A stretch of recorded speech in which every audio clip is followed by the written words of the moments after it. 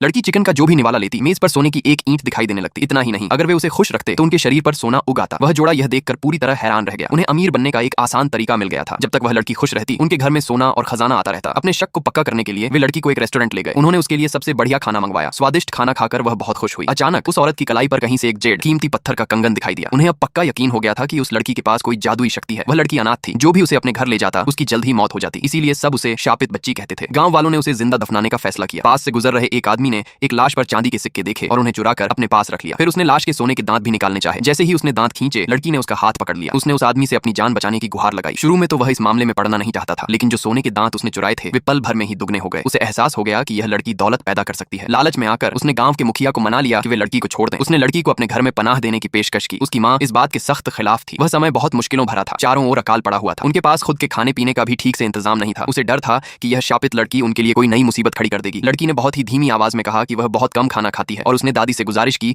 कि वे उसे अपने घर में रख लें। दादी का दिल पसीज गया। आखिरकार वह लड़की को गोद लेने के लिए राजी हो गई। घर लौटने पर उस जोड़े ने देखा कि उनके पास सोने का एक और दांत आ गया है। उन्हें एहसास हो गया कि वह लड़की उनके लिए खुशकिस्मती की निशानी है। लेकिन जल्द ही उन्हें लड़की के शाप की बात याद आ गई। उसके साथ 7 दिन से ज्यादा रहने पर कोई जानलेवा मुसीबत आ सकती थी। इसलिए उन्होंने फैसला किया कि वे लड़की से जितना हो सके उतना फायदा उठा लेंगे। उन्होंने 7वें दिन लड़की को मार डालने की योजना बनाई। उन्होंने लड़की के लिए एक मीठा शरबत बनाया। दादी ने अपने हिस्से का खाना भी लड़की को खिला दिया। पलक झपकते ही उनका खाली पड़ा चावल का बर्तन पूरी तरह से भर गया। वह खाना अकाल के दिनों में गुजारा करने के लिए काफी था। उस जोड़े को अब यह नियम समझ में आ गया था। लड़की जब खुश होती तो वह दौलत पैदा करती थी। उस रात उन्होंने लड़की के लिए बहुत बढ़िया खाना बनाया, लेकिन उस आदमी को सोने का कोई नया टुकड़ा नहीं मिला। एक मुर्गी दरवाजे के पास से उड़कर गुजरी। दादी ने उसे पकड़ लिया और मुर्गी खाने में डाल दिया। उन्हें उसके अंदर दर्जनों अंडे मिले। अगले कुछ दिनों तक वे रोजाना उस लड़की को बाहर ले जाते रहे। उन्होंने अनगिनत सोना और जवाहरात जमा कर ली। उस जानलेवा श्राप के आने में अब बस एक ही दिन बाकी था। अपने फायदे को ज्यादा से ज्यादा बढ़ाने के लिए उन्होंने अपहरणकर्ता होने का नाटक किया और उसे एक जगह बंद कर दिया। वह औरत और उसकी माँ उसे ढूंढने के लिए निकल पड़े। जैसे ही दादी को वह लड़की मिली, अचानक उनके पीछे एक विशाल सोने का महल प्रकट हो गया।